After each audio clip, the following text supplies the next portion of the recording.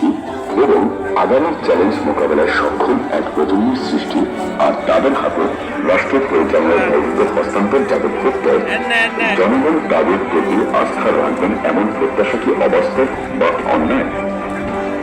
আর সেটাও যদি প্রত্যাশিত হয়, তবে শহীদ জিয়ার আদর্শে অনুপ্রাণিত দেশনেত্রী বেগম খালেদা জিয়ার মমতায় সিক্ত আর জনাব তারেক রহমানের নির্দেশনায় পরিচালিত এই কোটি কোটি মানুষের দল তার অভিষ্ট লক্ষ্যে পৌঁছাবে জনমানুষের সমর্থনে।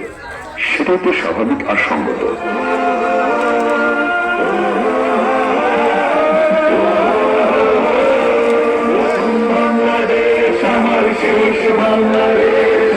জীবন বাংলাদেশ আমার বাংলাদেশ, প্রথম বাংলাদেশ আমার শেষ বাংলাদেশ, জীবন বাংলাদেশ আমার বড় বাংলাদেশ, বাংলাদেশ বাংলাদেশ বাংলাদেশ, বাংলাদেশ বাংলাদেশ বাংলাদেশ, বাংলাদেশ বাংলাদেশ